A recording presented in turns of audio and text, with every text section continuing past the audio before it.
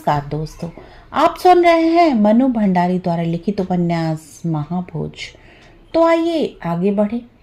हीरा का गला भर्रा गया, कुछ दुख से पर उससे अधिक कृतज्ञता से।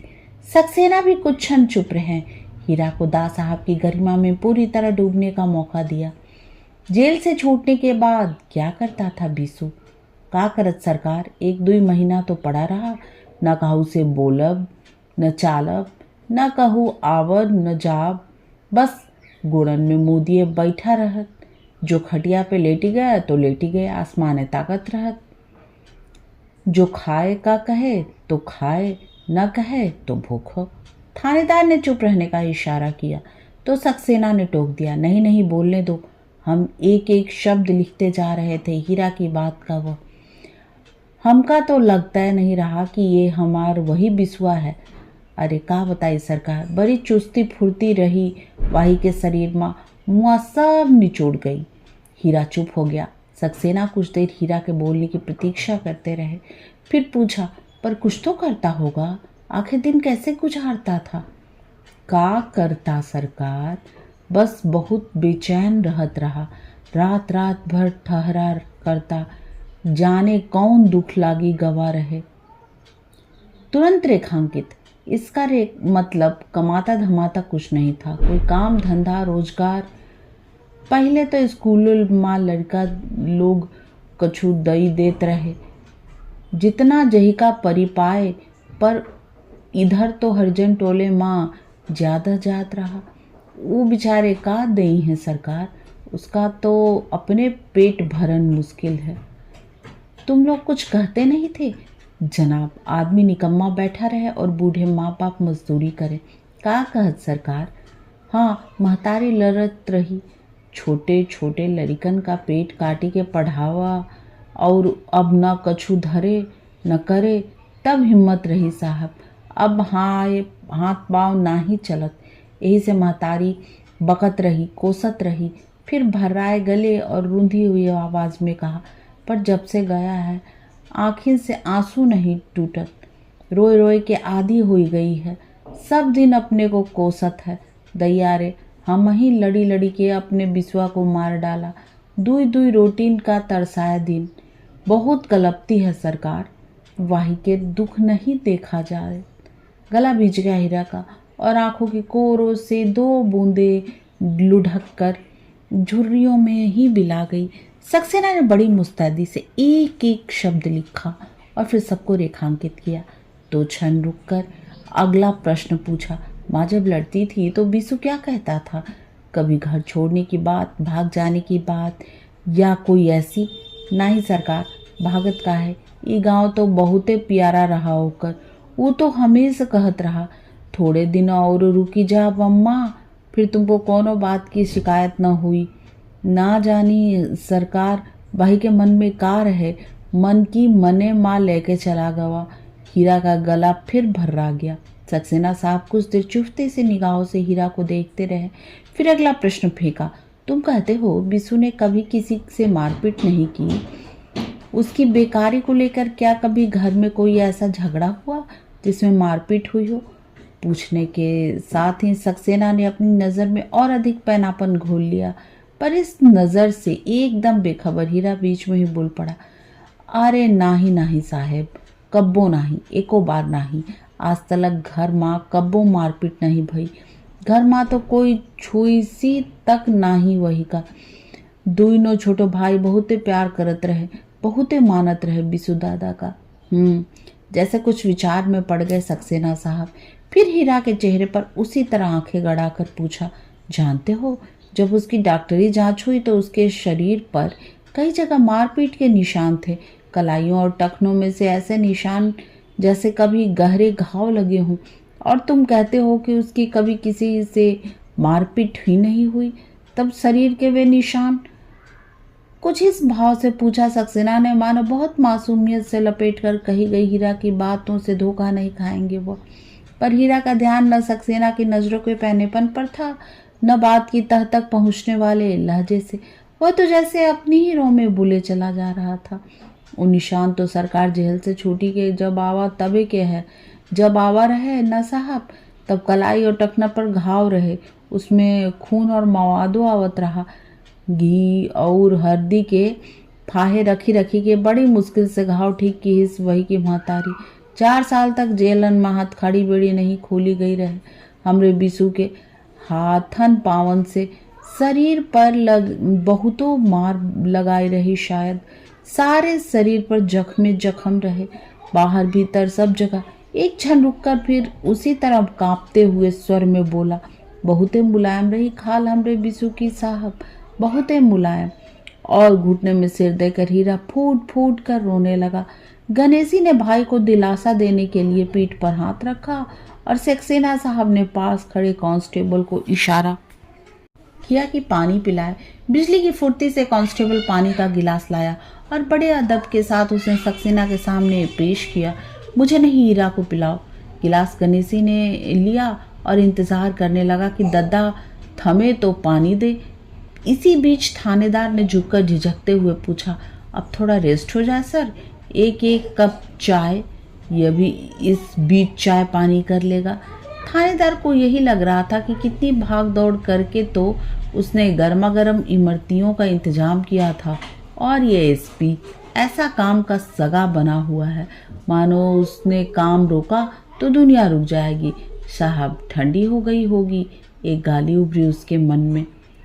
ठीक है, ले आओ। फिर हीरा को संबोधित करके, तुम्हारे पास भी कुछ खाने पीने को है या नहीं जनाब? दिया गणेशी ने। है सरकार, बांध के लाए रहे। नहीं है तो एक दुकान है वहाँ बाहर चाय की, ले लेना वहाँ से कुछ। जाओ बाहर जाओ, कुछ खा पी लो, मन थोड़ा थिर हो जाएगा। बात खत्म करते ही सक्सेना की घूरती हुई नज़र से थानेदार की नज़र मिली तो अपनी आवाज़ में सख्ती से खुद ही थोड़ा सकपका गया। तुरंत चेहरे पर मुलायमियत घोलकर कहा, देहात के लोग थाना कचहरी आते हैं सर तो खाना तो बांध कर लाते ही हैं, देर अबेर तो हो ही जाती है इन कामों में। थानेदार को यह डर लग रहा था कि कहीं हीरा और गणेशी को भी यही चाय पीने के लिए न कह दे। इन गांव वालों के लिए मन में बड़ा प्रेम फूट रहा है ना एसपी साहब के। जरूर यह भी कोई चक्कर होगा ससुरा, वरना पुलिस वाला आदमी इतना लिजलिजा नहीं होता। गांव का हो चाहे शहर का, आया है तब से लगा रखी है।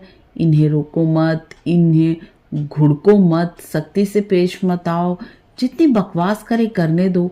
जरा सा बोलते ही कैसा नजरों से दाग देता है, जीभ तालू से ही चिपक कर रह जाती है। लगता है जैसे यहाँ बयान लेने नहीं आरती उतारने बुलाया है सबको। ये तो अपने चल देंगे, गांव में कैसी कैसी गालियां उछलेंगी उसके नाम यही जानता है। आगे तो उसे ही संभालना है। सवेरे बिंदा के न आने से जो एक घबराहट हो रही थी अब वह खुशी में बदलने लगी। ठीक कर देगा बिंदा, 2-4 गाली बक देगा तो धरी रह जाएगी यह नरमी और यह शहरातीपन। तब देखूंगा कैसे नहीं करते हैं सख्ती। देखो मैं चीनी नहीं लेता। किनारे की मेज पर चाय ढालते हुए कांस्टेबल को आदेश दिया सक्सेना ने। प्लेट में इमरतियां थमाते थानेदार के हाथ वहीं रुक गए। अरे सर यह क्या, मैंने तो आपके लिए स्पेशल मिठाई का इंतजाम किया था। इधर गांव में कहाँ मिलती है मिठाई? वो तो सरपंच साहब ने आपके डायबिटीज का मरीज होना मना है चीनी। सक्सेना ने कोई खास तवज्जो नहीं दी, न स्पेशल इंतजाम को न सरपंच को। जेब से स्वीटेक्स की छोटी सी डिबिया निकाल ली, साथ ही एक सिगरेट सुलगाने के बाद सिगरेट केस थानेदार की ओर बढ़ाया। बढ़िया ब्रांड की सिगरेट देकर मन लपलपाया तो बहुत, पर अदब ने हाथ नहीं बढ़ाने दिया। नहीं सर, बस आप ही पीजिए, कृतज्ञता में आकंठ डूबकर कहा थानेदार ने। क्या बात है, सिगरेट नहीं पीछे? अच्छा चाय तो लो अपनी। और खट से सिगरेट केस बंद करके सक्सेना ने वापस रख लिया। एक बार और तो कहता, एकदम समेट ही लिया। मन में उभरा, पर जी सर कहकर अदब से चाय का प्याला उठा लिया और बड़े संकोच से घूंट भरने लगा। चुस्कियां और सिगरेट की कश खींचते हुए सक्सेना कुछ सोचने लगे। सिगरेट के निकले हुए धुएं के गोरख धंधे से उनका मन ऐसा उलझ गया कि मानो एक कमरे के ऊपर उठ गए हों। थानेदार की इच्छा हो रही थी एसपी साहब उससे कुछ बातें करें, गांव वालों के बारे में कुछ पूछे, इस केस के बारे में उसकी राय जाने। आखिर पहली बार तो उसने ही लिए हैं सारे बयान। गरम कुछ ज़्यादा ही है ये जगह। लो, ये तो मौसम पर चालू हो गया। खैर, किसी पर बात करे उसे तो जवाब देना ही है। जी, वो बात यह है कि सर, चारों तरफ खुले मैदान ही मैदान है, पेड़ वेड़ तो है नहीं ज़्यादा, सो बस लू की सपाटे चलते रहते हैं। सक्सेना फिर चुप। आखिर थानेदार ने की ही हिम्मत करके अपनी ओर से बात चलाई। सर, हीरा के बाद जिसका बयान होना है ना, बिंदा, वो तो आया नहीं, आएगा भी नहीं। मैंने आपसे अर्ज किया ना, एक ही सिरफिरा आदमी है वो, बहुत ही खतरनाक खतरनाक। बहुत ही पैनी नजरों से देखा सक्सेना ने, मानो इस शब्द का अर्थ जानना चाहता हो। इस नज़र से एक क्षण को हक बकाया थानेदार, पर फिर इतनी देर से घुमड़ती हुई बात सरका दी। जी, गांव में जितने झगड़े फसाद होते हैं ना, सब इन्हीं लोगों की वजह से। सच पूछो तो बिसु ही ऐसा ही था सर। खुद तो कुछ करना धरना नहीं, बस काम करने वाले को भड़काना सारे दिन, उल्टी सीधी बातें। बात बीच में ही तोड़ दी सक्सेना ने, एक छोटी सी हुंकार उछाल कर। थोड़ी देर चुप रहा थानेदार, फिर धीरे से पूछा, उसका फिर कैसे होगा सर? आप कहे तो देखते हैं अभी। सक्सेना कोई परेशानी ही महसूस नहीं कर रहे। अजब आदमी है यह भी, इसमें देखने को क्या रखा है? कोई तमाशा है यह भी? कहे तो अभी पकड़वा कर बुला ले। वैसे कोई आसान काम नहीं है उसे लाना, पर ऐसे टेढ़े आदमी को ठीक करना वह खूब जानता है। एक बार मौका तो दे उसे भी अपना कमाल दिखाने का। पर यह है कि अपनी ही धुन में बैठे हैं। बयान तो उसे भी आज लेने थे। देहात गांव में कुछ न कुछ लगा ही रहता है, पर ऐसा बेतुकापन तो उसने न देखा न जाना। कहीं कोई कड़क ही नहीं। वर्दी के साथ साथ शरीर में थोड़ा कलफ लगा कर आ जाते तो ठीक था। काम शुरू किया जाए।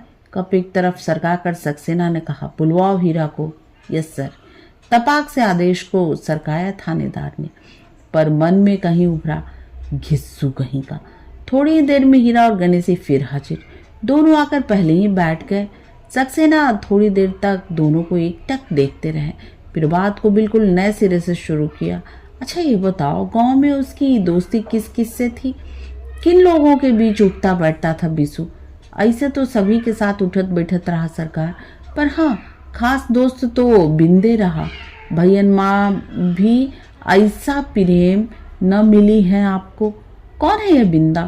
थानेदार ने इतनी गाथा सुनने के बाद भी सक्सेना ने इस तरह पूछा जैसे पहली बार सुन रहे हो यह नाम। आज के लिए बस इतना ही। तब तक के लिए आज्ञा दीजिए। चैनल को लाइक, शेयर और सब्सक्राइब करना ना भूलें।